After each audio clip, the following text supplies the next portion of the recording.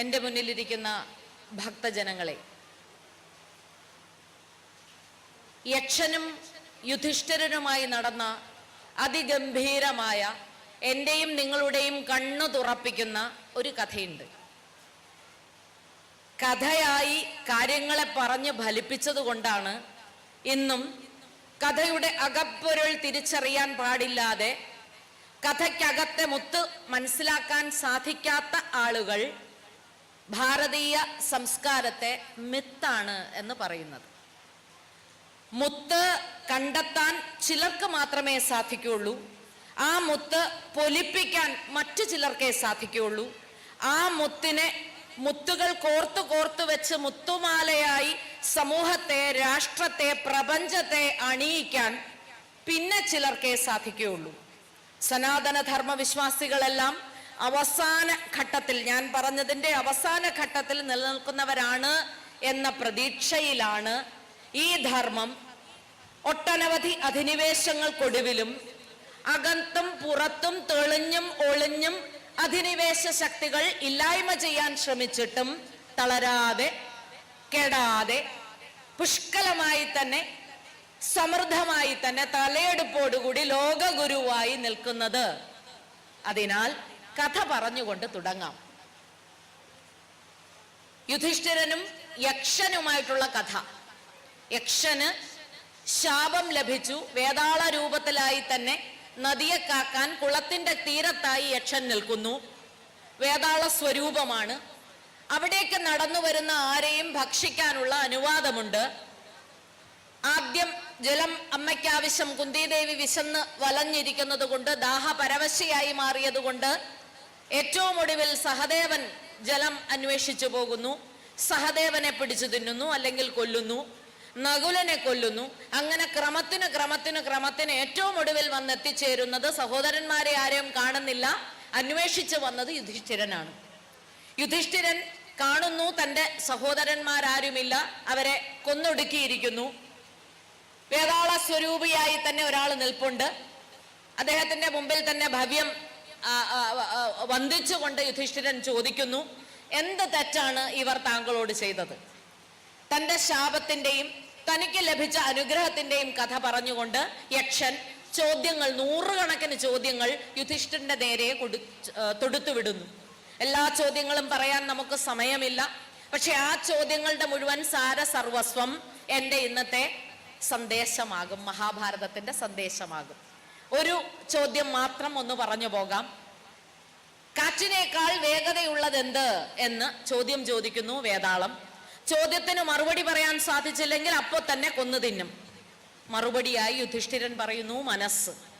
ആദ്യത്തെ ഉത്തരം ശരി. അങ്ങനെ ചോദിക്കുന്ന 100 ചോദ്യങ്ങൾക്കും കൃത്യമായ ഉത്തരം പറയുന്നു. സന്തുഷ്ടനായി യക്ഷൻ അനുഗ്രഹം കൊടുക്കുന്നു. ഒരു കാര്യം ചെയ്യാം നിനക്ക്, ഞാൻ ചോദിച്ച ചോദ്യത്തിനൊക്കെ നീ ഉത്തരം പറഞ്ഞതുകൊണ്ട് ഈ കിടക്കുന്ന സഹോദരന്മാരിൽ ഒരാൾക്ക് ജീവൻ നൽകാം. ആരെ വേണം? യുദ്ധത്തിന്റെ മുനയിൽ നിൽക്കുകയാണ്, മുമ്പിൽ നിൽക്കുകയാണ് യുധിഷ്ഠിരൻ. സാർവഭൗമനായ വില്ലാളി വീരനായ അർജുനൻ വേണം എന്ന് ചോദിക്കാം. ഏറ്റവും അതികഠിനമായിട്ടുള്ള യുദ്ധമുറകളെല്ലാം സ്വായത്തമാക്കിയ ഭീമസേനൻ വേണം. അർജുനനും ഭീമസേനനും യുധിഷ്ഠിരന്റെ സ്വന്തം സഹോദരന്മാരാണ്. കാരണം സ്വന്തം അമ്മയായ കുന്തിയിൽ പിറന്ന കുട്ടികളും കൂടിയാണ്, പിറന്ന സഹോദരരും കൂടിയാണ്. പക്ഷേ ധർമ്മപുത്രർ, യുധിഷ്ഠിരൻ എങ്ങനെ ധർമ്മപുത്രരാകുന്നു എന്നതിൻ്റെ കൃത്യമായ മറുപടിയാണ് എൻ്റെ അമ്മയായ കുന്തിയിലെ മകനായ, മൂത്ത മകനായ ഞാൻ ഇവിടെ ഉള്ളപ്പോൾ മാതൃ അമ്മയുടെ ഇരട്ട മക്കളിൽ മുതിർന്നവനായ നകുലനെ എനിക്ക് മടക്കി തരണം, അപ്പോഴാണ് ധർമ്മം കൃത്യമാവുക എന്ന് യുധിഷ്ഠിരൻ മറുപടി പറയുന്നു. അത്ഭുത പരതന്ത്രനായി പോയിരിക്കുന്നു യക്ഷൻ. ഈ ചോദ്യത്തിലും ഈ പരീക്ഷണത്തിലും വിജയിച്ചു എന്നതുകൊണ്ട് തന്നെ എല്ലാ അനുജന്മാർക്കും ജീവൻ നൽകി, ജീവിതം നൽകി, അനുഗ്രഹിച്ച് തൻ്റെ ദിക്കിലേക്ക് മടങ്ങിപ്പോകുന്നു യക്ഷൻ. ഇത് ഭാരതത്തിനകത്തെ അനവധി ഉപാഖ്യാനങ്ങൾ, മഹാഭാരതത്തിനകത്തെ ഒട്ടനവധി ഉപാഖ്യാനങ്ങൾക്കകത്തെ ഒരൊറ്റ എണ്ണം മാത്രമാണ്. ഇത് നമ്മെ പഠിപ്പിക്കുന്ന കൃത്യമായ ധർമ്മബോധമുണ്ട്. എന്താണ് ധർമ്മം, എന്താണ് കർമ്മം എന്ന് അധ്യക്ഷൻ, ബഹുമാന്യനായ അധ്യക്ഷൻ തൻ്റെ അധ്യക്ഷ പ്രസംഗത്തിൽ കൃത്യമായി ചില വരികളിലൂടെ തന്നെ വ്യക്തമായി നമുക്ക് സൂചന നൽകി. ധർമ്മം എന്ന് പറയുന്നത് പുലരാൻ ആഗ്രഹിച്ച, ധർമ്മത്താൽ സ്വയം രക്ഷിക്കുമെന്നും ധർമ്മത്തെ രക്ഷിക്കേണ്ട ബാധ്യത നമുക്ക് ഓരോരുത്തർക്കുമുണ്ട് എന്നും പറഞ്ഞു പഠിപ്പിച്ച സംസ്കൃതിയാണ് എൻ്റേത്, നിങ്ങളുടേത്, നമ്മുടേത്. ഒട്ടനവധി വർഷങ്ങൾക്ക് മുമ്പ് പ്രചുരത്തിലുണ്ടായിരുന്ന ഈ സംസ്കൃതി ഇന്നും ഭാരതീയ സംസ്കൃതിക്ക് പ്രായം എത്ര എന്ന് ചോദിച്ചാൽ എണ്ണം എടുക്കാൻ നമുക്കാർക്കും പറ്റില്ല. കാരണം അതിൻ്റെ പ്രായം കണ്ടുപിടിക്കാൻ പറ്റില്ല. എന്ന് മനുഷ്യകുലമുണ്ടോ, എന്ന് സംസ്കാരം രൂപീകരിക്കപ്പെട്ടോ അന്ന് മുതലേ ഈ സംസ്കൃതി ഉണ്ട്. ഇനി മനുഷ്യകുലം എന്ന് നമ്മൾ പേര് കൊടുക്കുന്നു. അതിനു മുമ്പ് ദേവസ്വഭാവത്തിൽ തന്നെ ആയിരുന്നു മനുഷ്യർ എങ്കിൽ അന്നും ഉണ്ട്. വൈദിക കുലത്തിന് മുമ്പും ഉണ്ട്. അപ്പൊ ഈ സംസ്കൃതി എന്ന് രൂപപ്പെട്ടു എന്ന് നമുക്ക് വരച്ചു കാട്ടാൻ പറ്റില്ല. അതിനുശേഷം രൂപം കൊണ്ട ഒട്ടനവധി സംസ്കൃതികൾ നമ്മുടെ ജീവിതകാലത്തിന് ഇടയിൽ തന്നെ മൺമറഞ്ഞു പോകുന്നത് നമ്മൾ കാണുന്നുണ്ട്. സ്കൂളുകളിലും കോളേജുകളിലും എല്ലാം ഹിസ്റ്ററി ക്ലാസ്സുകളിൽ പലവിധ സംസ്കൃതികൾ നമ്മൾ കേട്ടിട്ടുണ്ട്. ബാബിലോണിയൻ സംസ്കൃതിയാവട്ടെ, ഈജിപ്ഷ്യൻ സംസ്കൃതിയാകട്ടെ, ഒട്ടനവധി പേരുകൾ നമ്മൾ കേട്ടിട്ടുണ്ട്. അത് നാമാവശേഷമായി പോയി, ഇന്നൊന്നും അവശേഷിക്കുന്നില്ല. കഷ്ടമാണത്. ഒരു സംസ്കൃതി ഇല്ലാതെയായി പോകുമ്പോൾ അത് ആർജിച്ചു വെച്ച ഒരു കൂട്ടമാണ് ഇല്ലാതെയായി പോകുന്നത് എന്നുള്ള ദുഃഖം അവശേഷിച്ചിരിക്കെ ഏറ്റവും കൂടുതൽ അധിനിവേശങ്ങൾക്ക് വിധേയമായ ഒരു സംസ്കൃതിയായ ഭാരതീയ സംസ്കൃതി ഇന്നും തലയെടുപ്പോടുകൂടി നിൽക്കുന്നുവെങ്കിൽ അതിന് കാരണം ആ ധർമ്മത്തിനോട് ചേർത്ത് ഒരു വാക്കും കൂടിയുണ്ട്. അത് സനാതനം എന്നതാണ്. സനാതനം എന്നാൽ എന്നെന്നും നിലനിൽക്കുന്നത്, മരണമില്ലാത്തത്, അനശ്വരം, അമരം എന്നാണ്. സനാതന ധർമ്മത്തിനെ മറ്റെന്തോ ആണെന്നും ഒരു വിളിപ്പേരാണെന്നും ജാതിപ്പേരാണെന്നും ചാതുർവർണ്ണ്യത്തിൽ തന്നെ സവർണം എന്ന് പറഞ്ഞ് എല്ലാവർക്കും അപഹസിക്കാവുന്ന ഒരു തതിയെ റെപ്രസെന്റ് ചെയ്യുന്നു, ഉദ്ദേശിക്കുന്നു എന്നെല്ലാം തെറ്റിദ്ധരിച്ച് ചില നീച മനസ്സുള്ളവർ അല്ലെങ്കിൽ ചില ചെറിയ മനസ്സുള്ളവർ, കുറിയ ചിന്താഗതിയുള്ളവർ സനാതനധർമ്മത്തെ ഉന്മൂലനം ചെയ്യാൻ ഇറങ്ങിപ്പുറപ്പെടുന്ന കഥ പത്രത്താളുകളിലെങ്കിലും നമ്മൾ വായിച്ചു. അത് ആ വാക്കിന്റെ അർത്ഥം അറിയാഞ്ഞിട്ടാണ്. സനാതനം എന്ന് പറഞ്ഞാൽ അത് ഒരുപക്ഷെ മനുഷ്യകുലമോ ഈ മുഴുവൻ സമസ്ത പ്രപഞ്ചമോ നിലനിൽക്കുവോളം ഈ സംസ്കാരത്തിന് ഒട്ടും തന്നെ ശോഷമുണ്ടാവുകയില്ല, ശോഷണമുണ്ടാവില്ല, കുഴപ്പമുണ്ടാവുകയില്ല. ഈ ധർമ്മം കൃത്യം എങ്ങനെ ആചരിക്കണമെന്ന് സാധാരണക്കാരായിട്ടുള്ള എനിക്കും നിങ്ങൾക്കും മനസ്സിലാകാതെ പോകുമ്പോൾ സാധാരണ ജനത്തിന് വേദം എന്താണോ, ജീവിതം ഇപ്രകാരമാണ് ജീവിക്കേണ്ടത് എന്ന ധർമ്മവ്യവസ്ഥ പറഞ്ഞു തരുമ്പോൾ കടുകട്ടിയായ വേദങ്ങളും ഉപനിഷത്തുകളും ദുർഗ്രഹങ്ങളായി പരിണമിക്കുമ്പോൾ കഥയുടെ രൂപത്തിൽ കാര്യങ്ങൾ പറഞ്ഞു തരുന്നതാണ് പുരാണങ്ങളും ഇതിഹാസങ്ങളും. പുരാണങ്ങൾ ദേവന്മാരുടെയും അസുരന്മാരുടെയും കഥകളാണ് കൂടുതലും പ്രതിപാദിക്കുന്നതെങ്കിൽ ഇതിഹാസങ്ങളാകട്ടെ മനുഷ്യരൂപമെടുത്ത അവതാരങ്ങളുടെ കഥ. പ്രധാനമായും ത്രേതായുഗത്തിലെ ശ്രീരാമചന്ദ്രദേവന്റെ കഥയും ദ്വാപരയുഗത്തിലെ ശ്രീകൃഷ്ണ ഭഗവാൻ എന്ന സമ്പൂർണ്ണാവതാരത്തിന്റെ കഥയും ചേർത്തുവെച്ച്, ജീവിത കഥ ചേർത്തുവെച്ച് നമുക്ക് കഥാരൂപേണ പറഞ്ഞു തരുന്നു. അപ്പൊ ധർമ്മം എന്താണ്, ജീവിതധർമ്മം എന്താണ്, എങ്ങനെയാണ് ഒരു വ്യക്തി വ്യാപരിക്കേണ്ടത്, ഏതാണ് ശരി ഏതാണ് തെറ്റ് എന്ന് തിരിച്ചറിയാൻ കൃത്യമായി കഥ പറഞ്ഞു തരുന്നു ഇതിഹാസങ്ങൾ. ഇതിഹാസം എന്നാൽ ഇത് ഇവിടെ സംഭവിച്ചു എന്നാണ്. അയോധ്യ നഗരം ഈ അടുത്ത കാലത്ത് പ്രാണപ്രതിഷ്ഠ തുടങ്ങി 100 നാൾക്ക് ശേഷമാണ് ദർശിക്കാൻ എനിക്കൊരു ഭാഗ്യമുണ്ടായത്. ആ ദിവസം തൊട്ട് കൊതിച്ച് കാത്തിരിക്കുകയായിരുന്നു ഞാൻ. അതുകൊണ്ടാണ് ഇന്നലെ നടത്തേണ്ടിയിരുന്ന എൻ്റെ പ്രഭാഷണം ഇന്നേക്കൊന്ന് വലിച്ച് നീട്ടാൻ ഞാൻ ഇതിൻ്റെ സംഘാടക സമിതിയോട് വിനയപൂർവ്വം ഒന്ന് അഭ്യർത്ഥിച്ചത്. അവതാരങ്ങളുടെ ജന്മമെടുത്ത ഭൂമിയിൽ കാലൊന്ന് സ്പർശിക്കുമ്പോൾ നമുക്ക് കണക്റ്റ് ഫീൽ ചെയ്യും. കണക്റ്റ് എല്ലാവർക്കും ഫീൽ ചെയ്യില്ല. അഹം ബ്രഹ്മം എന്ന തത്വം കൃത്യമായി സ്വീകരിക്കുകയും വസുധൈവ കുടുംബകം എന്നിവിടെ അധ്യക്ഷ പ്രസംഗകൻ പറഞ്ഞതുപോലെ ലോകമേ തറവാട്, സകല ചരാചരങ്ങളിലും ദൈവസ്വഭാവം, ദൈവീക ഭാവം, ചൈതന്യം, ബ്രഹ്മം, ആ ബ്രഹ്മത്തിനെ ദർശിക്കാൻ സാധിക്കുന്ന സത് ചിത്തർക്ക് സാധിക്കും. ശക്തിസ്ഥൽ എന്ന് പറയുന്ന ഇടങ്ങളുണ്ട്. സച്ചാൽ ദക്ഷയാഗത്തിന് ശേഷം ചിതറിത്തെറിച്ചു പോയ സതീദേവിയുടെ ശരീരം വീണ ഇടങ്ങളാണ്. ശക്തിസ്ഥൽ ഏറ്റവും സംഘർഷഭരിതമായ ഇടങ്ങളാണ്, ഊർജ സംഭരണശാലകളുമാണ്. അവിടെയും ഇപ്രകാരം നമ്മുടെ പാദം ഒന്ന് സ്പർശിച്ചാൽ മതി, നമുക്ക് ആ ഊർജം കിട്ടും. ഊർജം കിട്ടണമെങ്കിൽ അത്തരം മനസ്സോടെ, അത്തരം സപര്യയോടുകൂടി ജീവിക്കുക കൂടി വേണം, അത്തരം മനസ്സ് രൂപീകരിക്കുകയും കൂടി വേണം. ആ ചിന്തയാണ് ധർമ്മം എന്ന വാക്കുകൊണ്ട് ഭാരതീയർ ലോകത്തിന് വരച്ചു കാട്ടുന്നത്. അപ്പൊ എന്താണ് ധർമ്മം? ഓരോരുത്തർക്കും അവരവരുടേതായിട്ടുള്ള ധർമ്മങ്ങളുണ്ട് പല രീതിയിൽ. സഹോദരധർമ്മം, പുത്രധർമ്മം, രാജധർമ്മം, പത്നീധർമ്മം, പതിധർമ്മം, ഇങ്ങനെ അവരവരുടെ റിലേഷൻഷിപ്പ് വെച്ചിട്ട്, ബന്ധുത്വം വെച്ചിട്ട് തന്നെ, ബന്ധങ്ങൾ വെച്ചിട്ട് തന്നെ, ബാന്ധവം വെച്ച് തന്നെ നമുക്ക് രൂപീകരിച്ചു വെക്കാൻ പറ്റും. ഞാനൊരു അധ്യാപിക എന്ന നിലയിൽ എനിക്ക് എൻ്റെ തൊഴിലുമായി ബന്ധപ്പെട്ട് ഒരു ധർമ്മമുണ്ട്, അതെൻ്റെ അധ്യാപക ധർമ്മമാണ്. ഈ ധർമ്മം ഒന്ന് ശ്രദ്ധിക്കൂ. അതത് കാലങ്ങളിൽ അനുയോജ്യമായ രീതിയിൽ ലേശം പരിപക്വവും പരിവർത്തനത്തിനും വിധേയമാകും. എന്നാൽ അതിൻ്റെ ഈടുറ്റ കാതൽ നീ ബ്രഹ്മമാണ്, നിന്റെ ഉള്ളിലെ ഈശ്വരീയതയ്ക്ക് കോട്ടമൊന്നും സംഭവിക്കരുത്, അമ്മട്ടിലാകണം. ഇത് ഭാരതീയർക്ക് മറ്റാരും പറഞ്ഞു തരേണ്ടതില്ല. നമ്മുടെ പിറന്നാളുകളൊന്ന് ആലോചിച്ചാൽ തന്നെ അറിയാം. പിറക്കുന്ന ദിവസം എന്ന് പറയുന്നത്, പിറന്നാൾ എന്ന് പറയുന്നത് ഒരു നക്ഷത്രവുമായി ബന്ധിതമായി വെക്കുന്നുവെങ്കിൽ ആ നക്ഷത്രത്തിനോട് ചേർത്ത് വരച്ചു വെച്ചിരിക്കുന്നു, നിനക്ക് ഒരു മൃഗമുണ്ട്, നിനക്കൊരു പക്ഷിയുണ്ട്, നിനക്കൊരു വൃക്ഷമുണ്ട്, നിനക്കൊരു ദേവതയുണ്ട്. അപ്പോൾ ചലിക്കുന്നതെന്തും ചലിക്കാത്തതെന്തും ചരവും അചരവും നീ തന്നെ എന്ന് നോക്കിക്കാണണം. ഭവ്യതയോടുകൂടി, വന്ദിക്കുന്ന മനസ്സോടുകൂടി, കുനിഞ്ഞ ശിരസ് എന്നാൽ അഭിമാനപൂർവ്വം നിവർന്ന ശിരസ്സോടുകൂടി കൃത്യങ്ങളിൽ ഇടപെടണം. അതുകൊണ്ടാണ് എണീക്കുമ്പോൾ തന്നെ പ്രഭാതേ കരദർശനം എന്ന് പറഞ്ഞ് കൈകൂപ്പാൻ, കൈ ഒന്ന് നിവർത്തി വെക്കാനും ആ കൈയിൽ ഭഗവതിമാരെ നോക്കിക്കാണാൻ, ഭഗവാനെ നോക്കാൻ പറയുന്നത്. ഈ കൈ കൊണ്ട് ഇന്നത്തെ ദിവസം ഞാൻ വ്യാപരിക്കുമ്പോൾ അരുതാത്തതൊന്നും ഞാൻ ചെയ്യില്ല എന്നുള്ള ധർമ്മ പാഠമാണ് നമുക്ക് പറഞ്ഞു തരുന്നത് കേവലം ചെറിയൊരു പ്രാർത്ഥനയിൽ.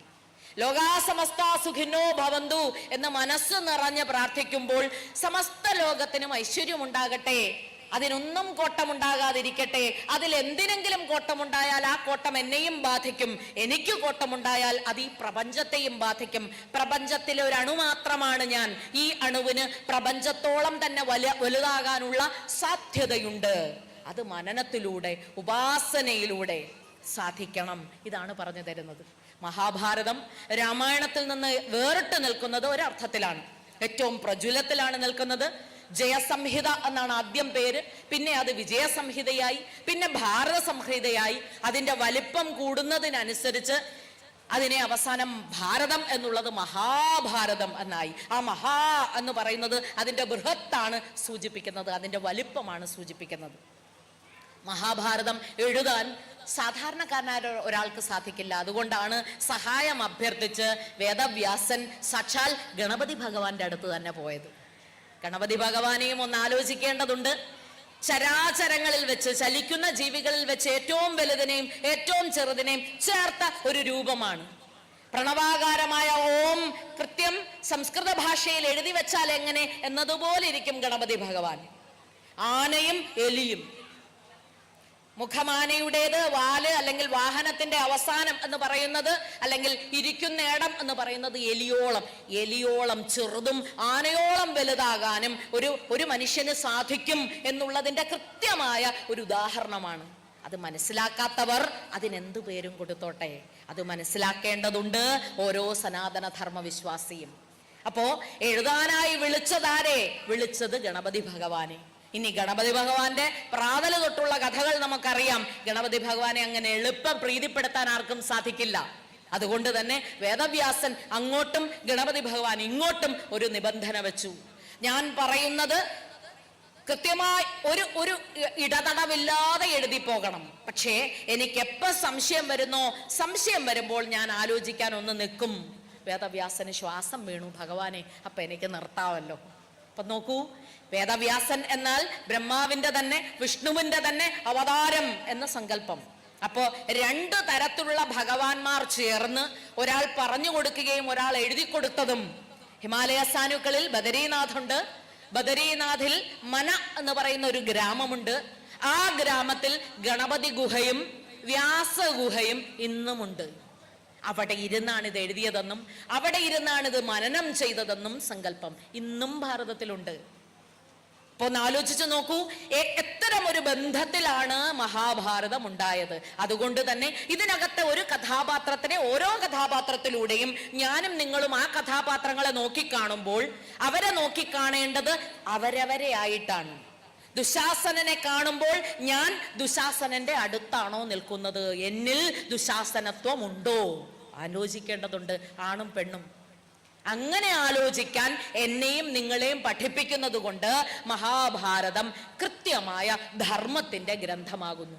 അത് തരുന്ന സന്ദേശം എന്ത് എന്ന് ചോദിച്ചാൽ അത് 1, 2, 3, 4 എന്ന് പറയാൻ പറ്റില്ല. അതിന്റെ ആദ്യത്തെ വരി മുതൽ അവസാന വരി വരെ കൃത്യമായി വായിച്ചു നോക്കിയാൽ അനുദിനം അനുനിമിഷം പുത്തൻ പുത്തൻ ജീവിത സന്ദേശങ്ങൾ പറഞ്ഞു തരുന്നുണ്ട്. ഏറ്റവും കടഞ്ഞെടുത്ത സന്ദേശം എന്ത് എന്ന് ചോദിച്ചാൽ അത് ഭഗവത്ഗീതയാണ്. ഭഗവത്ഗീതയെ പല തരത്തിൽ വ്യാഖ്യാനിക്കാൻ നമുക്ക് സാധിക്കും. ഇതും ഭാരതത്തിന്റെ ഒരു സാധ്യതയാണ്. കൃഷ്ണനെ എങ്ങനെ നോക്കിക്കാണാൻ സാധിക്കും? കള്ളനായി ഇഷ്ടപ്പെടുന്നവർക്ക് കള്ളനായി കാണാം, ഭർത്താവായി കാണണമെന്നുള്ളവർക്ക് ഭർത്താവായി കാണണം, കാമുകനാകണം എന്നാഗ്രഹമുള്ളവർക്ക് കാമുകനായി കാണാം, ശ്രേഷ്ഠനായ യോദ്ധാവായോ ഉജ്ജ്വലനായിട്ടുള്ള രാജാവായോ കാണണമെങ്കിൽ അങ്ങനെ കാണാം, ഏറ്റവും ഗംഭീരനായിട്ടുള്ള കൗൺസിലറായി കാണണമെങ്കിൽ അങ്ങനെയും കാണാം. ആരാണ് കൗൺസിലർ? ഗ്രാമത്തിന്റെ പ്രമുഖന്മാരായിട്ടുള്ള വ്യക്തികളെയല്ല ഞാൻ പറയുന്നത്. ഇന്നാട്ടിൽ കലിയുഗത്തിൽ ഏറ്റവും കൂടുതൽ ചെലവ് വരുന്ന ഒരു ചികിത്സാ സമ്പ്രദായത്തിന്റെ ആളുകൾ, വിഷഗ്വരന്മാരെ പറയുന്ന പേരാണ് കൗൺസിലേഴ്സ്. കാരണം മനസ്സിൻ്റെതായിട്ടുള്ള വ്യാധികൾ മാറ്റാൻ സാധിക്കുന്ന ആളുകളെ നമ്മൾ കൊടുക്കുന്ന പേരാണ് സൈക്കോളജിസ്റ്റ് അഥവാ കൗൺസിലർ.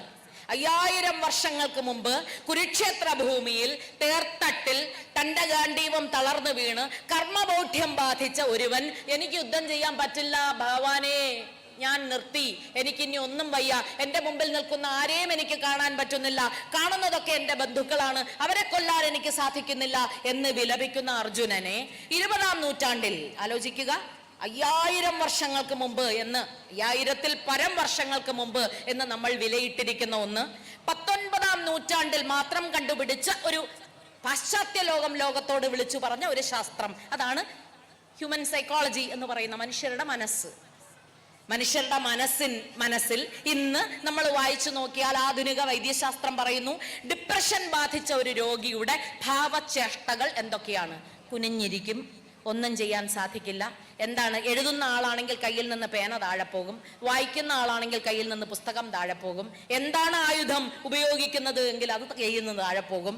ഈ ലക്ഷണങ്ങൾ 19-ാം നൂറ്റാണ്ടിൽ വിന്യസിക്കുന്നുവെങ്കിൽ ഇത്ര ആയിരക്കണക്കിന് വർഷങ്ങൾക്ക് മുമ്പ് തേർത്തട്ടിൽ മുഖം കുനിച്ച് എനിക്കൊന്നും ചെയ്യാൻ പറ്റില്ല ഭഗവാനെ എന്ന് അർജുനൻ പറഞ്ഞുവെങ്കിൽ എത്ര ശക്തമായ കൗൺസിലിംഗ് സന്ദേശം ഭഗവത്ഗീതയിലൂടെ ഭഗവാൻ നമുക്ക് പറഞ്ഞു തരുന്നു, ഭാരതീയ സംസ്കൃതി നമുക്ക് പറഞ്ഞു തരുന്നു എന്നൊന്ന് ആലോചിക്കേണ്ടതില്ലേ? തീർച്ചയായും ആലോചിക്കേണ്ടതില്ലേ? തേർത്തട്ടിൽ തളർന്നു വീഴുന്ന അർജുനനോട് യുദ്ധം എന്ന് പറയുന്നതിന്റെ വല്ലാത്ത തലങ്ങൾ നമുക്കെടുക്കാം. അനുനിമിഷം അനുദിനം എന്റെയും നിങ്ങളുടെയൊക്കെ ഉള്ളിൽ യുദ്ധം നടക്കുന്നുണ്ട്. എത്ര സമയമെടുക്കാൻ പറ്റും, ഇനിയും സമയമുണ്ടോ എന്നുള്ള യുദ്ധം എൻ്റെ ഉള്ളിൽ നടക്കുന്നുണ്ട്. ഇതപ്പം തീരും എന്നുള്ളത് നിങ്ങളുടെ ഉള്ളിലും യുദ്ധം നടക്കുന്നുണ്ടാവും.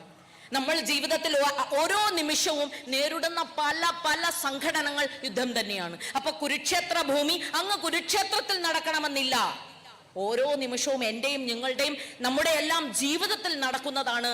അവിടെ ഒന്നും ചെയ്യാൻ വയ്യാതെ തളർന്നിരിക്കുന്ന അർജുനന്മാരാവുന്നു നമ്മൾ ഓരോരുത്തരും.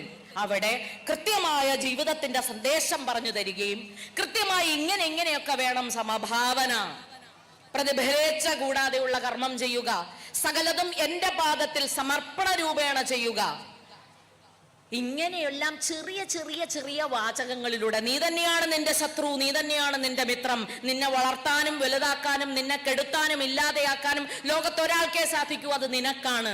കാരണം നീ എന്ന് പറയുന്നത് തന്നെയാണ് ബ്രഹ്മം, നീ ഞാൻ തന്നെയാണ് അദ്വൈതം. ഇതൊക്കെ ചെറിയ ചെറിയ കാര്യങ്ങളിൽ ഓരോ തവണയും അർജുനന്റെ സംശയം എന്റെയും നിങ്ങളുടെയും സംശയമാണ്. ഗീത നമ്മളുടെയൊക്കെ വീടുകളിലുണ്ട്, വായിക്കാറുണ്ടോ? ഗീത പഠനത്തിനൊക്കെ പോകുന്ന ഒരുപാട് ആളുകളുണ്ട്. സംസ്കൃതം വായിക്കുന്നോ എന്നല്ല ഞാൻ ചോദിക്കുന്നത്, സംസ്കൃതം പഠിക്കൂ, സംസ്കൃതം വായിക്കൂ. പകരം ആ വായനയ്ക്കകത്ത് നിന്ന് ജീവിതം പഠിപ്പിക്കുന്നുണ്ടോ എന്ന് നോക്കൂ. നമ്മളിങ്ങനെ രാമായണം കർക്കിടക മാസത്തിൽ ഒന്ന് പകുത്തു വെച്ച് വായിക്കുന്നത് പോലെ തന്നെ ഭഗവത്ഗീതയിലും മനസ്സിൽ വല്ലാതെ പ്രശ്നങ്ങൾ ഉണ്ടാകുമ്പോൾ ഒന്ന് നിവർത്തി വെച്ചുകൊണ്ട് ചോദിക്കും. ഒന്ന് നിവർത്തിയാൽ നമുക്ക് മനസ്സിലാവും നമ്മുടെ ചോദ്യം അർജുനൻ ചോദിക്കുന്നുണ്ട് കൃഷ്ണനോടൊന്ന്. ഇതാണ് ഭാരതത്തിന്റെ സന്ദേശം. ഏറ്റവും കേമമായിട്ടുള്ള മഹാഭാരതത്തിന്റെ സന്ദേശം എന്ത് എന്ന് ചോദിച്ചാൽ, ഇന്നും ഏറ്റവും വലിയ എൻസൈക്ലോപീഡിയ ആയിട്ട് ജീവിതത്തിന്റെ വേ ഓഫ് ലൈഫ് നമ്മളെ പഠിപ്പിക്കുന്ന, ജീവിതത്തിന്റെ മാർഗം പറഞ്ഞു തരുന്ന ഒരു ഗ്രന്ഥം. അത് ഇന്നേ വരെ ഒരു PhD തിസിസും ഉണ്ടായിട്ടില്ല ഇതിനെ കൗൺസിലിംഗ് ഗ്രന്ഥമായിട്ടൊന്ന് വ്യാഖ്യാനിക്കാൻ. ലോകത്തിന്റെ നിറകയിൽ ഇപ്പോഴും നിൽക്കുന്നത് പാശ്ചാത്യ ലോകം. മനസ്സിന്റെ രോഗങ്ങളെല്ലാം മാറ്റാൻ ഞങ്ങൾക്ക് മാത്രമാണ് സാധിക്കുന്നത്, ഞങ്ങളുടെ കയ്യിലാണ് അപ്രകാരം ഗ്രന്ഥങ്ങളുണ്ട് എന്ന് പറയുമ്പോൾ ഇത് കൃത്യം ഒന്ന് വിശകലനം നടത്തിയിട്ട് ഇങ്ങനെയൊക്കെ ഉണ്ട്, ഇത് ഭാരതത്തിന്റെ വേ ഓഫ് തിങ്കിങ്, ഇത് നമ്മളുടെ ഡീലിംഗ് ഓഫ് ലൈഫ്, ഇതിങ്ങനെയാണ് നമ്മൾ ലോകത്തിനെ നോക്കിക്കാണുന്നത്, ജീവിതത്തിനെ നോക്കിക്കാണുന്നത്, ജീവിതത്തിനെ അതിന്റെ പ്രതിസന്ധികളെ മറികടക്കുന്നത് എന്ന മട്ടിലുള്ള ലേഖനങ്ങളും ചിന്തകളും പഠനങ്ങളും ഉണ്ടാകട്ടെ. ആ പഠനങ്ങൾക്ക് തുടക്കം കുറിച്ചിരിക്കുന്നു പലയിടങ്ങളിലും എന്നറിയുന്നതിലുള്ള സന്തോഷവും രേഖപ്പെടുത്തിക്കൊണ്ട് ഭാരതത്തിന്റെ സന്ദേശം, ഏറ്റവും ശ്രേഷ്ഠമായ സന്ദേശം എന്ത് എന്ന് ചോദിച്ചാൽ അതൊന്ന് ഭഗവത്ഗീത, ഒന്ന് മുമ്പിൽ നിൽക്കുന്നത്. രണ്ട്, അതിനകത്തെ നൂറുകണക്കിന് ജീവിത സന്ദർഭങ്ങളും കഥാപാത്രങ്ങളും. ഏത് കഥാപാത്രത്തിനെ എടുത്തു നോക്കിയാലും എന്റെയും നിങ്ങളുടെ ഉള്ളിലും സ്വയം ഒന്ന് ചോദിച്ചു നോക്കൂ, ശകുനിത്വം ഇല്ലേ? ഇവിടുന്ന് കേട്ട് അവിടെ പോയി പറയാം, അവിടെ കുഴപ്പമുണ്ടാക്കുകയും ചെയ്ത് ഒരു 10 ഗോസിപ്പ് പറയുമ്പോൾ സന്തോഷിക്കുന്ന നമ്മളിലെല്ലാം അതുണ്ട്. ശകുനിത്വം നാശത്തിലേക്ക് നയിക്കും. നമ്മെ മാത്രമല്ല നശിപ്പിക്കുക, നമുക്ക് ചുറ്റുമുള്ളവരെയും കൂടി, നമ്മുടെ അനന്തരവന്മാരെയും കൂടി, അടുത്ത തലമുറയെ കൂടി എന്ന് മഹാഭാരതം പറഞ്ഞു തരുന്നുണ്ട്. അതൊരു സന്ദേശമാണ്.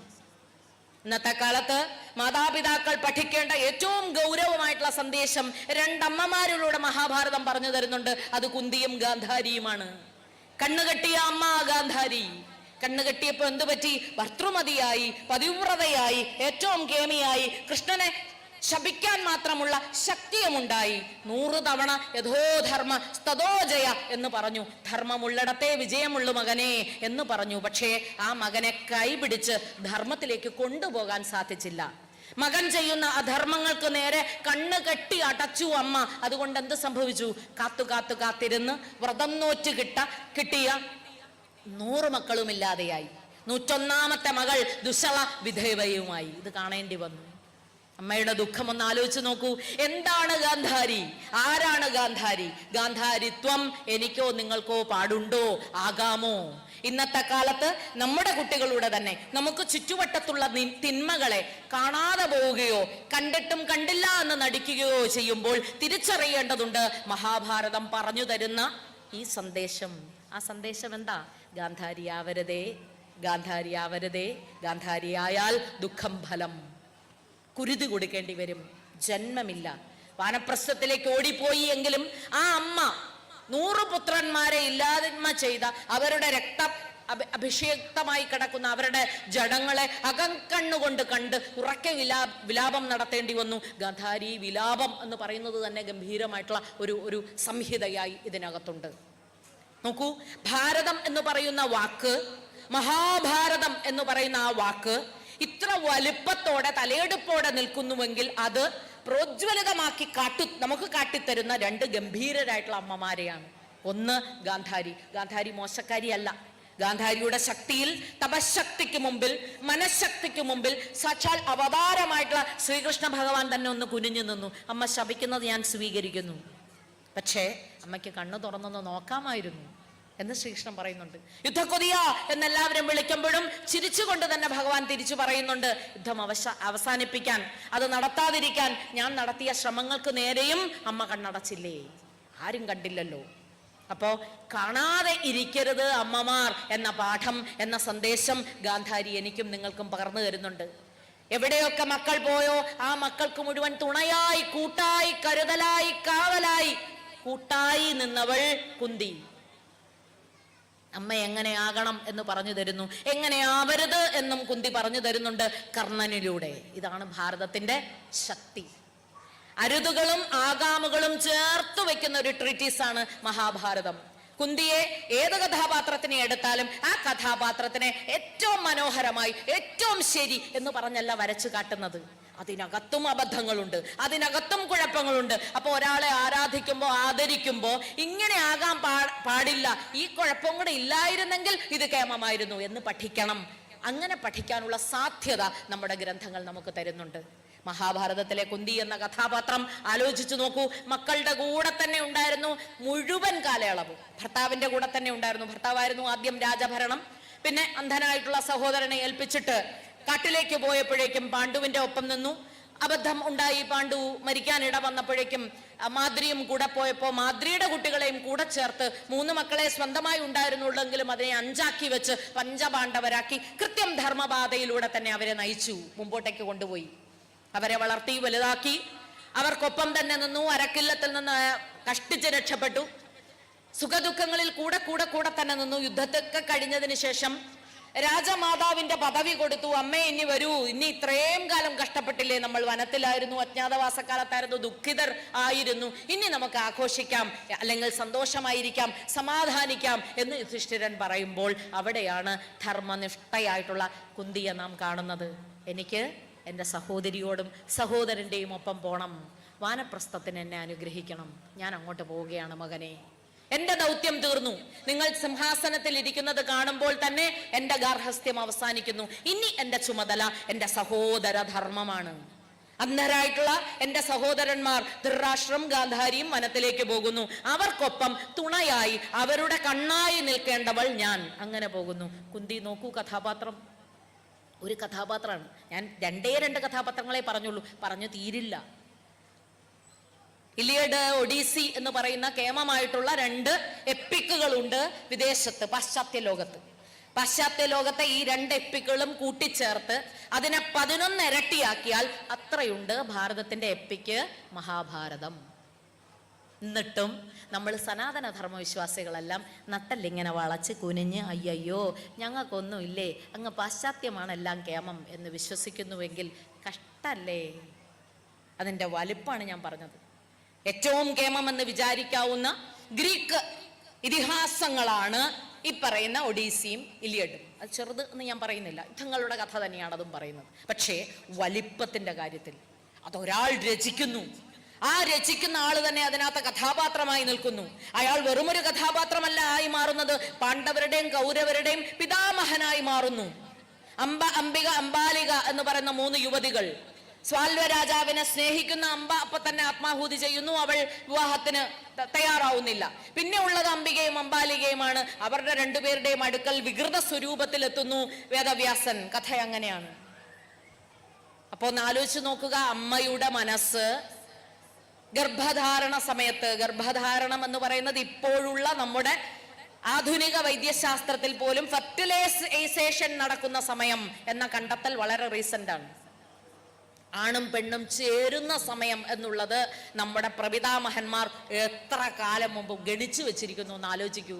അപ്പോ ആ സമയമുള്ള അമ്മയുടെ മനസ്സ്, ആ സമയമുള്ള അച്ഛന്റെ ചിന്ത, അത് രൂപീകരണത്തിൽ സൂചിപ്പിക്കുന്നു. അത്തരത്തിൽ മക്കളാ ഉണ്ടാവുക. കണ്ണടച്ചു പിടിച്ചു പാണ്ഡു, ധൃതരാഷ്ട്രർ വിളറി വെളുത്തുപോയി പേടിച്ച് പാണ്ഡു. ഇനി ദാസിയാണെങ്കിൽ രാജകുമാരിമാർ പ്രകാരം വന്നു. ദാസിയായ സ്ത്രീ ഭക്ത്യാദരപൂർവം തന്നെ സ്വീകരണം നടത്തി മനസ്സുകൊണ്ട് അമ്മയാകാൻ ഒരുങ്ങി. അവൾക്ക് വിതുരർ.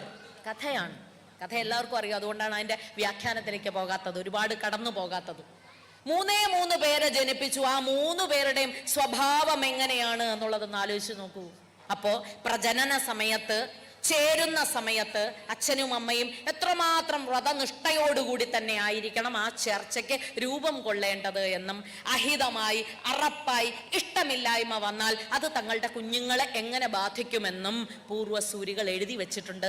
സന്ദേശമായി വായിക്കേണ്ടവർക്ക് വായിക്കാം, കഥയായി കാണേണ്ടവർക്ക് അങ്ങനെ കാണാം. അകത്ത മുത്താണ് ഞാൻ ഈ പറഞ്ഞു വരുന്നത്. വിതുര സന്ദേശം എന്ന് പറയുന്ന ഒരു ഇടം തന്നെയുണ്ട്, ഭഗവത്ഗീതയോളം തന്നെ വലുപ്പമുള്ളത്. എപ്രകാരമാണ് ജീവിതത്തിനെ നോക്കിക്കാണേണ്ടത് എന്നും എപ്രകാരമാണ് സന്മാർഗിയും അധാർമികനുമായി ഒരുവൻ രൂപം കൊള്ളുന്നതെന്നും ധൃതരാഷ്ട്രർക്ക് ഓതിക്കൊടുക്കാൻ വിതുരർക്ക് സാധിക്കുന്ന രംഗങ്ങളുണ്ട്.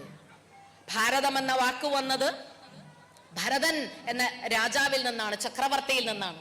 ഭരതൻ ഇതിനകത്തെ ഒരു ഉപാഖ്യാനത്തിനകത്തെ സൃഷ്ടിയാണ്.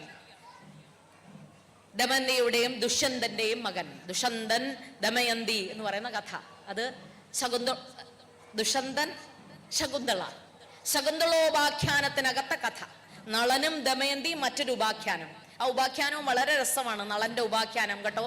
ആ കഥ അറിയാമായിരിക്കും എല്ലാവർക്കും. നളനും ദമയന്തിയും ജീവിക്കുന്നതും അവർ തമ്മിലുള്ള വിവാഹം സ്വയംവരം ഉണ്ടാകുന്നതും ഇടയ്ക്കൊരു ഹംസം നിൽക്കുന്നതും അവരുടെ പ്രണയം എത്രയാണ് മനോഹരമായി പോകുന്നതെന്നും ദേവന്മാർക്കെല്ലാം ദമയന്തിയിൽ അനുരാഗം ഉണ്ടാകുന്നതും അക്കൂട്ടത്തിൽ കലി എന്നൊരുത്തൻ ഉണ്ടെന്നും. ആ വാക്ക് തന്നെ ആലോചിച്ച് നോക്കൂ.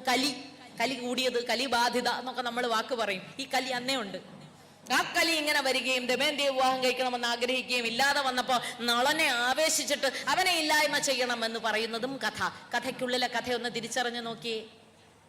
ദശരഥന് കിട്ടിയ ശാപം പോലെ സന്ധ്യയായാൽ നായാടാൻ പാടില്ല രാജാവ്, നിയമമാണ്. ആ നിയമം തെറ്റിച്ചു ദശരഥ രാജകുമാരൻ. അതുകൊണ്ടാണ് ഇനി ഏത് മൃഗമാണ്, ആനയാണ് വെള്ളം എടുക്കുന്നത് എന്നാണ് രാജാവ് ദശരഥ രാജകുമാരൻ വിചാരിച്ചത്. ആന ഒരു ഹിംസ്ര ജീവിയല്ല, അതിനെ കൊല്ലാൻ അധികാരമില്ല, ധർമ്മം. ഈ രണ്ട് ധർമ്മവും തെറ്റിച്ചത് കൊണ്ടാണ് ദശരഥന് ശാപം ലഭിച്ചതും പുത്രദുഃഖത്താൽ നിനക്ക് മരണമെന്ന് പറഞ്ഞതും. ത്രേതായുഗ കഥ. ആ കഥ ഇവിടെ ഒന്ന് കൂട്ടിച്ചേർത്ത് വെച്ചേ. അപ്പോ കഥകൾക്കകത്ത ധർമ്മബോധം കൃത്യം പ്രതിപാദിച്ചു തരുന്നുണ്ട്. ഉടനീളം തന്നെ നമുക്ക് മനസ്സിലാക്കാൻ സാധിക്കും ഭാരതത്തിൽ. ഏത് കഥയും കഥാപാത്രത്തിനെ എടുത്താലും തിരിച്ചറിയാം. നളൻ എന്നത് ഉജ്ജ്വലനായിട്ടുള്ള രാജാവ്, പക്ഷേ ഒരു രാജാവിന് ചൂതാട്ടം വിധിച്ചിട്ടില്ല. ചൂതാടുന്നവനല്ല നളൻ, പക്ഷേ നളൻ അതിനോടൊരു അനുരാഗമുണ്ട്. യുധിഷ്ഠിരനും അത് തന്നെ. യുധിഷ്ഠിരൻ ധർമ്മനിബദ്ധനാണ്, ധർമ്മനിഷ്ഠനാണ്. ചൂതുകളി പാടില്ല, അബദ്ധമാണ്, പാപമാണ്. ആ പാപം അനുവർത്തിച്ചതാണ് ഭാര്യയെ വരെ വിൽക്കേണ്ടി വന്നത്, യുദ്ധത്തിലേക്ക് കലാശിച്ചത്. ശത്രുക്കളായി സ്വസഹോദരന്മാരെയും സ്വന്തം ഗുരുക്കന്മാരെയും പിതാമഹന്മാരെയും നിർത്തേണ്ടി വന്നത്. ധർമ്മത്തിന് ചുതി നോക്കൂ. അവനവന്റെ കർമ്മത്തിന്റെ മൗഢ്യം തന്നെയാണ്, കുഴപ്പം തന്നെയാണ്. നളന് കലി ആവേശിക്കുന്ന രംഗം വളരെ രസകരമായി എന്നോട് മുത്തശ്ശി പറഞ്ഞത് ഞാൻ ആലോചിക്കുന്നു. കുടുംബങ്ങളിലെല്ലാം ഇപ്പോ കാലഹരണപ്പെട്ടു പോകുന്ന ഒരു ജീവിയാണ് മുത്തശ്ശി. നാട്ടിൽ മുഴുവൻ ഇഷ്ടം പോലെ വൃദ്ധാശ്രമങ്ങൾ കൂടുന്നത് കൊണ്ട് മുത്തശ്ശിമാർക്കും മുത്തശ്ശന്മാർക്കും പഞ്ഞം. പിന്നെ അവരുടെ കയ്യിലും ഈ ബ്ലൂടൂത്തും ഈ മാന്തുന്ന യന്ത്രവും കൊടുത്തത് കൊണ്ട് അവരും ഇപ്പൊ അൾട്രാ മോഡേൺ ആയതുകൊണ്ട് പഴയ കഥകൾ, ഭാരത കഥകളോ രാമായണ കഥകളോ പഞ്ചതന്ത്ര കഥകളോ അടുത്ത തലമുറയ്ക്ക് പറഞ്ഞു കൊടുക്കാൻ അവർക്കും നേരമില്ല, കേൾക്കാൻ അടുത്ത തലമുറയ്ക്കും ഇല്ല. അതില്ലാതിരുന്ന ഒരു കാലം ആയതുകൊണ്ടാണ് എന്ന് എനിക്ക് തോന്നുന്നു. മുത്തശ്ശി സന്ധ്യാവന്ദനത്തിനായി വന്നിരിക്കുമ്പം കയ്യും കാലും വൃത്തിയായി കഴുകി വന്നോ എന്ന് ഉറപ്പുവരുത്തും. എന്നിട്ടോ കാല് കഴുകാതെ നമ്മളെല്ലാം അന്നും സൂത്രപ്പണിയിൽ എങ്ങനെയെങ്കിലും ഒക്കെ നടത്തി അതിലെ വെള്ളം തളിച്ച് വന്നിരിക്കുമ്പോഴേക്കും നമ്മളോട് നളന്റെ കഥ പറയും. നളന്റെ കഥ കേട്ട് കഴിഞ്ഞാൽ പിന്നെ നമ്മൾ കൃത്യമായി കാല് വൃത്തിയിൽ കഴുകും. ഒരുപാട് കഥകളുണ്ട്. നളൻ തിരിച്ചു വന്നിട്ട് വലതുവശത്തേക്ക് തന്നെ നനഞ്ഞതോർത്തെടുത്തിട്ടു എന്നും ഒരു കഥയുണ്ട്. അപ്പൊ അതിടാൻ പാടില്ല, പഠിച്ചു വെച്ചതാണ്. ഇതെന്താ പഠിപ്പിക്കുന്നത് നമ്മളെ? കാല് വൃത്തിയായി കഴുകി, ഉപ്പൂറ്റിയുടെ അറ്റം ജലം നനഞ്ഞിട്ടില്ലായിരുന്നു, അതിലെയാണ് കലി കയറിയത്. അപ്പൊ കലിക്ക് പ്രവേശനത്തിന് വേണ്ടി സ്വയം ഒരുങ്ങിക്കൊടുത്തു നളൻ, അറിയാതെയെങ്കിലും. ഇത് മുത്തശ്ശി പറഞ്ഞു തന്ന കഥയാണ്. പക്ഷേ പിന്നെ ഈ കഥയുടെ ഒരു പേടി ചെറുപ്രായത്തിൽ തന്നെ കിട്ടിയത് കൊണ്ട് തന്നെ, ആ പേടി ഉള്ളിലുള്ളത് കൊണ്ട് അയ്യോ ഇങ്ങനെ ആവരുത്, കലി കയറണ്ട എൻ്റെ മേത്ത് എന്നൊരു തീരുമാനമുണ്ടാവും. ഇത് ഭാരതം അതിൻ്റെ ഉപാഖ്യാനത്തിലൂടെ തരുന്ന ഒരു സന്ദേശമാണ്. കാരണം എന്താ? ചെറിയ കഥകളാണ്. ഇത് കുഞ്ഞു പ്രായത്തിൽ കുട്ടികൾക്ക് പഠിപ്പിച്ചു കൊടുത്താൽ മാത്രമേ അവരുടെ മനസ്സിൽ ഇത് കയറൂ. ഇച്ചിരിയൊക്കെ വളർന്നു കഴിഞ്ഞാൽ അവർ പിന്നെ അത് സ്വീകരിക്കണമെന്നില്ല. കാരണം അവരുടെ മനസ്സിലൊരു ലോജിക്ക് വരും, ഒരു ശാസ്ത്രീയത വരും. ശാസ്ത്രീയത വെച്ചിട്ട് പിന്നെ കലി അങ്ങനെ കയറി വരൂ. കാലിലൂടെയാണോ ഒരാൾ കയറുന്നത്? എങ്ങനെയാണ് പരകായ പ്രവേശം? ഇങ്ങനെയൊക്കെ ചോദ്യങ്ങൾ ചോദിക്കാൻ തുടങ്ങും. ചോദ്യങ്ങൾക്കൊന്നും മറുപടി നമുക്ക് അറിഞ്ഞുകൂടാ. കാരണം അധ്യയനശാലകളൊന്നും നമുക്കില്ല. കഥയ്ക്കുള്ളിലെ മുത്തുകൾ കണ്ടെത്താൻ ഒരു ജന്മം തന്നെ പോരാ. അങ്ങനെ ഞാനും നിങ്ങളും പ്രയാണം നടത്തുന്നതാണ്. ചെറുപ്രായത്തിൽ ഞാൻ ഇപ്പോഴും ആലോചിക്കുന്നു, ജ്യേഷ്ഠനില്ലാതിരുന്ന എനിക്ക് തുണയായി അമ്മ ഗുരുവായൂരപ്പനെ അവിടെ കണ്ട ഒരു പ്രതിഷ്ഠയാണ്, ഇടത്തും കൈമേലാണ് പിടിച്ചു തന്നത്. മുറുക്കെ പിടിച്ചോളൂ, നിനക്ക് സ്വന്തം ഒരു ഏട്ടനുണ്ട് എന്ന് പറഞ്ഞു തന്നത്. ഒരു 10 വയസ്സായി കഴിഞ്ഞാൽ നമ്മൾ സമ്മതിച്ചു കൊടുക്കില്ല. പക്ഷെ ചെറുപ്രായത്തിൽ 4 വയസ്സിലേക്ക് ഇങ്ങനെ മുറുക്കി കൈ തന്നാൽ, 50കളിൽ നിൽക്കുന്നു ഞാൻ ഇപ്പോഴും പ്രതിസന്ധി ഘട്ടങ്ങളിൽ വരുമ്പോ ചിലപ്പോ അയ്യോ ഞാൻ എന്ത് ചെയ്യുമെന്ന് അറിയുമ്പോ അറിയാതെ ഇടത്തെ കയ്യിൽ ഒരു പിടി വരും, പേടിക്കണ്ട എന്ന്. എന്താ അത്? 4 വയസ്സിൽ പിടിച്ചു തന്ന അമ്മ തന്ന സന്ദേശമാണ്, ഭാരത സന്ദേശമാണ്. കൃഷ്ണനെ വെറുതെ ഒരു കൃഷ്ണനായി കാണാതെ കൈകൂട്ടിപ്പിടിക്കാനും ചേർത്ത് നിർത്താനും നമുക്ക് തണലായും തുണയായും നിൽക്കാവുന്ന ആളായിട്ടും പരിവർത്തനം ചെയ്യണമെങ്കിൽ ഭാരതം അകത്ത് കടഞ്ഞെടുക്കണം. കഥ കേട്ടാൽ പാത്രം പോരാ, കഥയ്ക്കുള്ളിലെ കഥ എന്ത് എന്ന് ഒരു മനന തലത്തിലൂടെ ഞാനും നിങ്ങളും അന്വേഷിക്കുമ്പോൾ മാത്രമാണ് സന്ദേശങ്ങൾ രൂപീകൃതമാകുന്നത്. എന്തു ടീച്ചർ ഇവിടെ ഒരു സന്ദേശം പറഞ്ഞത് നിങ്ങളുടെ ഓരോരുത്തരുടെയും ജീവിതത്തിലെ സന്ദേശമാകണമെന്നില്ല. ജനറൽ ആയിട്ടുള്ള ചില സന്ദേശങ്ങൾ സാർവത്രികമാണിത്, ഇതെല്ലാവർക്കും ബാധകം എന്ന മട്ടിൽ പറഞ്ഞു പോകാനേ എനിക്ക് സാധിക്കൂ. ഓരോരുത്തരുടെയും ജീവിതം അവനവൻ്റെതായിട്ടുള്ള യുണീക്ക്നെസ്സോടുകൂടി, വ്യത്യസ്തതയോടുകൂടിയാണ് നിൽക്കുക.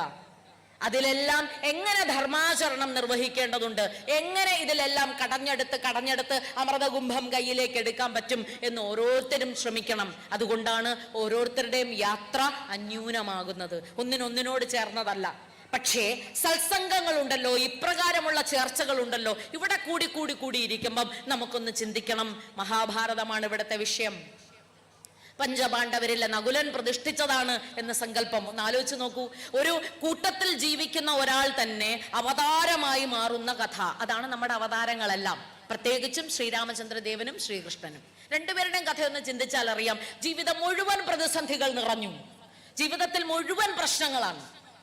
ശ്രീരാമചന്ദ്രദേവനെ സംബന്ധിച്ചാണെങ്കിൽ ഒരു കാലത്തും സരയൂ നദിയിൽ നിമജ്ജനം ചെയ്ത് ആത്മാഹൂതി ചെയ്യുന്ന നിമിഷം വരെ, അല്ലെങ്കിൽ പ്രാണത്യാഗം ചെയ്യുന്ന നിമിഷം വരെ കരയാനല്ലാതെ ഒരു നിമിഷം അദ്ദേഹത്തിന് സ്ഥാനം സമയവും ലഭിച്ചിട്ടില്ല. പക്ഷേ എപ്പോഴെങ്കിലും കരഞ്ഞതായി കാണുന്നുണ്ടോ? എപ്പോഴെങ്കിലും ധർമ്മത്തിൽ നിന്ന് മാറിയതായി കാണുന്നുണ്ടോ? അതുകൊണ്ടാണ് കേവലനായിട്ടുള്ള ഒരു രാജാവിനെ ഞാനും നിങ്ങളും അവതാരമായി കണ്ടു വന്ദിക്കുന്നത്. ഇത് തന്നെയാണ് ശ്രീകൃഷ്ണ ഭഗവാനും. 54 തവണയാണ് അദ്ദേഹത്തിന് നേരെ യുദ്ധം നടന്നത്. 54 തവണ, ഒന്നും രണ്ടുമല്ല. പിറന്ന ഉടൻ തന്നെ പെറ്റമ്മയുടെ മുലപ്പാൽ നിഷിദ്ധമായി പോയി. ആ നിഷിദ്ധമായി പോയ മുലപ്പാൽ പിന്നെ പോറ്റമ്മയിൽ നിന്ന് കിട്ടിയെന്ന് വിശ്വസിക്കുന്നു. പക്ഷെ പെറ്റമ്മയ്ക്ക് സമം പെറ്റമ്മ മാത്രമാണ്. ജനിച്ചത് തടവറയിൽ, ജനിക്കുന്നതിന് മുമ്പ് തന്നെ അമ്മാവൻ ശത്രു. ഇനി ജീവിച്ച കാലങ്ങളിൽ മുഴുവൻ കള്ളൻ എന്ന് വിളിപ്പേര്, ഏറ്റവും അവസാനം യുദ്ധക്കൊതിയൻ എന്ന് വിളിപ്പേര്, ചാതുർവർണ്ണ്യം സൃഷ്ടം എന്ന് ഗംഭീരമായിട്ടുള്ള ഒരു വാചകത്തിലൂടെ കർമ്മനിബദ്ധമായി വേണം നിന്റെ വർണ്ണം രൂപം കൊള്ളേണ്ടത് എന്ന് പറഞ്ഞു വെച്ചതിനെ മാറ്റിപ്പറഞ്ഞു നാട്ടുകാർ, വീട്ടുകാർ, സകല ആളുകളും ഇന്നും. അപ്പോ വർണ്ണവ്യവസ്ഥ എപ്രകാരം വേണം എന്നതിനെ പറ്റി വ്യാഖ്യാനിച്ചു കൂട്ടുമ്പോൾ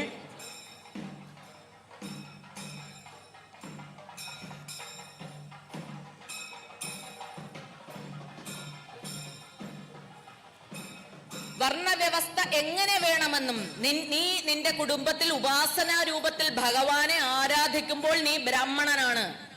നീ നിനക്ക് ചുറ്റും ഒരു മതില് കെട്ടി, അല്ലെങ്കിൽ നീ നിന്റെ കുടുംബത്തെ സംരക്ഷണം കൊടുക്കുമ്പോൾ, അപ്രകാരം നീ പ്രവൃത്തിയിൽ ഏർപ്പെടുമ്പോൾ നിനക്ക് ക്ഷാത്രവീര്യമാണുള്ളത്, നീ ക്ഷത്രിയനാണ്. നീ എപ്പോഴാണ് അവിടെ കൃഷിയിടങ്ങളിലെല്ലാം എന്തെല്ലാം ചര്യകളിൽ ഏർപ്പെട്ടുകൊണ്ട് അവിടെ ക്രയവിക്രയം നടത്തുന്നത്, ധനം നേടാനായിട്ട് ശ്രമം നടത്തുന്നത്, അന്നേരം നീ വൈശ്യനാണ്. എപ്പോഴാണോ നീ അവിടെയെല്ലാം നിലം തൂത്ത് തുടച്ച് വൃത്തിയാക്കുന്ന പോലുള്ള ദാസ്യപ്പണികളൊക്കെ ചെയ്യുന്നത്, അപ്പൊ നീ ക്ഷുദ്രനാണ്.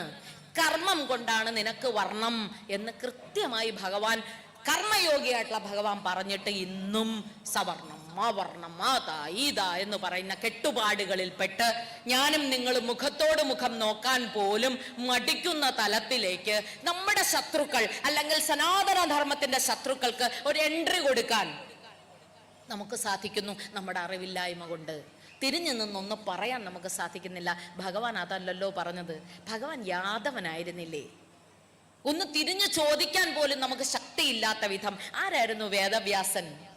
മുക്കുവ സ്ത്രീയിൽ ഉണ്ടാകുന്ന പുത്രൻ എങ്ങനെയാണ് പിതാമഹനാകുന്നത്, പ്രപിതാമഹനാകുന്നത്? അത്ര വളർച്ച അദ്ദേഹത്തിന് കൊടുത്തത്. അപ്പൊ ജന്മമല്ലല്ലോ, കർമ്മമല്ലേ മുഖ്യം എന്ന് തിരിച്ചു നോക്കാൻ, എന്നൊന്ന് തിരിഞ്ഞു ചോദിക്കാൻ എനിക്കും നിങ്ങൾക്കും കരുത്തില്ലാതെ പോകുന്നത് എന്തുകൊണ്ട്? അറിവില്ലാത്തത് കൊണ്ട് മാത്രം. സന്ദേശങ്ങൾ ഇതിനകത്ത് ഒളിഞ്ഞൊളിഞ്ഞൊളിഞ്ഞു കിടക്കുന്നുണ്ട്. അതൊന്ന് തിരിച്ചറിയാൻ സാധിക്കാത്തത് കൊണ്ട് മാത്രം. നളോപാഖ്യാനത്തിൽ കലിയുടെ എൻട്രി എന്ന് ഞാൻ പറഞ്ഞതുപോലെയാണ് ദുഷ്യന്തനും ശകുന്തളയും തമ്മിലുള്ള അടുപ്പത്തിനിടയിൽ ഉണ്ടായ, അല്ലെങ്കിൽ ഇവർക്ക് തമ്മിൽ ജനിച്ച, ഇവർക്ക് ഉണ്ടായ സന്തതിയായ ഭരതൻ. ആ ഭരതന്റെ പിതൃത്വത്തെ തൊല്ലിയുള്ള ചോദ്യം ഉണ്ടാവുകയും അവിടെ അശരീരി ഉണ്ടായിട്ട് ഇവൻ നിന്റെ മകൻ തന്നെയാണ് എന്ന് പറയുകയും ചെയ്തു. ആ ഭരതനെ ചൊല്ലി ഒരു കുലം, ഒരു നാട് ഭാരതം ആയി മാറി. വാക്ക് എന്ന് പറയുന്നതിൽ ഭാസിൽ രഥം എന്നാണ് അതിനെ പറയുക. പ്രകാശത്തെ വല്ലാതെ സ്നേഹിക്കുന്ന ഒരു രാഷ്ട്രം എന്ന്. ആ പേര് തന്നെ എൻ്റെ സ്വന്തമായി ഇടാൻ എനിക്ക് മടിയും പേടിയും വരുന്ന ഒരു കാലത്താണ് ഭാരതത്തിനെ പറ്റിയും മഹാഭാരതത്തിന്റെ സന്ദേശത്തെ പറ്റിയും ഞാൻ നിങ്ങളുമായി സംവദിക്കുന്നത്.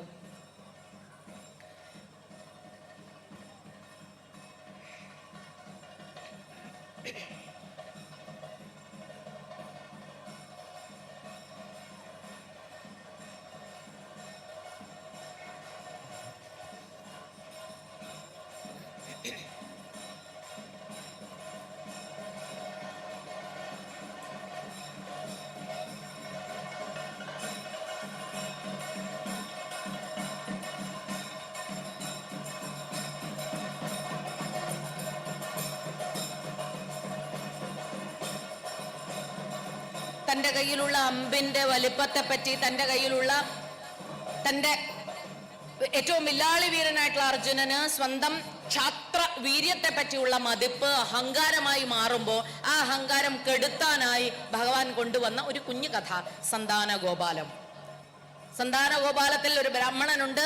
ആ ബ്രാഹ്മണന്റെ കുട്ടികളെല്ലാം ജനിച്ച ഉടനെ തന്നെ അപ്രത്യക്ഷരായി പോകുന്നു. ദസ്യുക്കളുടെ കഥയാണ് അത്, കഥ വേറെ. പക്ഷേ സന്ദേശം നമ്മൾ വായിക്കേണ്ടത് അങ്ങനെയാണ്. നിനക്ക് കണ്ടമാനം അഹങ്കാരമുണ്ടായാൽ അത് നിന്റെ കരുത്തുകൊണ്ടാണെങ്കിൽ പോലും, കാരണം അമ്പയ്യാനായിട്ട് ഉന്നം വെക്കുമ്പോൾ കാണുന്നത് എന്ത് എന്ന് ചോദിച്ചാൽ ആ മരത്തിലിരിക്കുന്ന കിളിയുടെ കണ്ണ് മാത്രം കാണുന്നു എന്ന് പറയാൻ തക്ക ഷാർപ്നെസ് കണ്ണുകൾക്ക്, ചിന്തകൾക്ക്, ഫോക്കസിന്, ദൃഷ്ടിക്ക് വരുത്താൻ സാധിക്കുന്ന അർജുനന് അഹങ്കാരിയായി പോയാൽ ആപത്ത് ഫലം എന്നതുകൊണ്ട് തന്നെയാണ് ഒരു കഥ അവിടെ കൃഷ്ണൻ കൂട്ടിച്ചേർത്ത് വെച്ചത്. ബ്രാഹ്മണനെ രക്ഷിക്കാനായി അടുത്ത 10 മക്കളെയും നഷ്ടപ്പെട്ടു. 10ാമത്തെ കുട്ടിയുടെ ജനനത്തിന്റെ സമയമായിരിക്കുന്നു. അപ്പോഴേക്കും ചുറ്റും അമ്പ് കൊണ്ട് തന്നെ ഒരു ഗർഭഗൃഹം ഉണ്ടാക്കി കൊടുക്കുന്നു. പക്ഷെ പ്രസവിച്ചു കഴിഞ്ഞ ഉടനെ വീണ്ടും കുഞ്ഞു പോകുന്നു. ഒരു ശപഥം എടുത്തിട്ടുണ്ടായിരുന്നു, ഇത്തവണ കുഞ്ഞിനെ രക്ഷിക്കാൻ പറ്റിയില്ല എന്നുണ്ടെങ്കിൽ ഉറപ്പാണ് സൂര്യോദയത്തിന് മുമ്പ്, സൂര്യാസ്തമയത്തിന് മുമ്പ് തന്നെ ഞാൻ ആത്മാഹൂതി ചെയ്യും. വാക്ക് എന്ന് പറയുന്നത് അത് ഭാരതത്തിന്റെ മറ്റൊരു കരുത്താണ്. ധർമ്മം എന്ന് പറയുന്നത് ധർമ്മം വധ, സത്യം വധ, ധർമ്മം ചര എന്ന് പറയുന്നത് ആ അർത്ഥത്തിലാണ്. എന്റെ വാക്ക് എന്ന് പറയുന്നത് അണുകിട ഞാൻ മാറില്ല, സത്യമേ പറയൂ. എന്റെ ചര്യാകൾ, എന്റെ രീതികൾ എന്ന് പറയുന്നത് ധർമ്മത്തിൽ അണുകിട മാറുകയില്ല. ഇതാണ് മഹാഭാരതം തരുന്ന വേറെ തീഷ്ണമായ ഒരു സന്ദേശവും. അവിടെ ഭഗവാന്റെ രംഗപ്രവേശവും അർജുനെ രക്ഷിച്ചതും ആ കഥകളെല്ലാം നിങ്ങൾക്കറിയാം. എനിക്ക് പറയാനുള്ളത് കേവലം ഒരു ഉപാഖ്യാനമാണ്, ചെറിയൊരു കഥയാണ് ഇതിനകത്ത്. പക്ഷെ ആ കഥ നമ്മളെ പഠിപ്പിക്കുന്ന ഗംഭീരമായ ജീവിത പാഠമുണ്ട്. ബർബരീകന്റെ കഥയുണ്ട്, അധികം ആരും കേൾക്കാത്ത ഒരു കഥയാണ്. 3 അമ്പുകൾ മാത്രമായിട്ട് യുദ്ധഭൂമിയിലേക്ക് വരുന്നു ബർബരീകൻ. ശ്രീകൃഷ്ണ ഭഗവാൻ ഞെട്ടിപ്പോയി, ഇതാരാണ് എന്ന് ചോദിക്കുന്നു. എല്ലാവരും അവിടെ ഇരിക്കുന്നുണ്ട്. അപ്പൊ ബർബരീകന്, നിനക്ക് 3 അമ്പ് മതിയോ? ഇത്രയും അക്ഷൗഹിണികളാണ് ഇവിടെ നിൽക്കുന്നത്, ഇത്രയും പേരെ കൊല്ലാൻ നിനക്ക് കേവലം 3 അമ്പ് മതിയോ എന്ന് ചോദിക്കുമ്പോൾ അവന്റെ മറുപടി, ഒറ്റ അമ്പിനാൽ ഇവിടെ ഇരിക്കുന്ന സമസ്തത്തെയും നശിപ്പിക്കാൻ എനിക്ക് പറ്റും. അപ്പൊ എനിക്ക് ഒറ്റമ്പ് തന്നെ ധാരാളം മതി, പിന്നെന്തിനാ എനിക്ക് 3? അപ്പൊ കൃഷ്ണൻ ഒരു പരീക്ഷണം നടത്തി നോക്കി. അങ്ങനെയാണെങ്കിൽ ദേ നിൽക്കുന്ന ആൽമരമുണ്ടല്ലോ, ആ ആൽമരത്തിലെ മുഴുവൻ ഇലകളെയും ആ ഒറ്റ അമ്പ് കൊണ്ട് ഭേദിച്ച് താഴെ ഇടാമോ? ബർബരീകൻ ഒരൊറ്റ അമ്പ് ചെയ്യുന്നു. മുഴുവൻ ഇലകളും താഴേക്ക് കുത്തി തന്നെ ശ്രീകൃഷ്ണന്റെ പാദത്തിലേക്ക് വീഴുന്നു. എല്ലാവരും അത്ഭുതസ്തബ്ധരായി. എന്നാൽ ഇവരെ നമ്മുടെ പാണ്ഡവരുടെ കൂട്ടത്തിൽ കൂട്ടാം എന്ന് വിചാരിച്ചപ്പോ ബർബരീകൻ മറുപടിയായി പറയുന്നു, അങ്ങനെ ഞാനൊരു പക്ഷമില്ല, എന്റെ പക്ഷം തോൽക്കുന്ന പക്ഷമാണ്. ഞാൻ യുദ്ധം കാണാനാണ് വന്നത്. ഞാൻ ഇങ്ങനെ നോക്കും, കൂട്ടത്തിൽ പാണ്ഡവരാണ് തോൽക്കുന്നത് എന്നുണ്ടെങ്കിൽ ഞാൻ പാണ്ഡവരുടെ ഒപ്പമായിരിക്കും. കൗരവരാണ് തോൽക്കുന്നതെങ്കിൽ ഞാൻ കൗരവർക്കൊപ്പം ഉണ്ടാകും. തോൽക്കുന്നതാണ് എന്റെ പക്ഷം.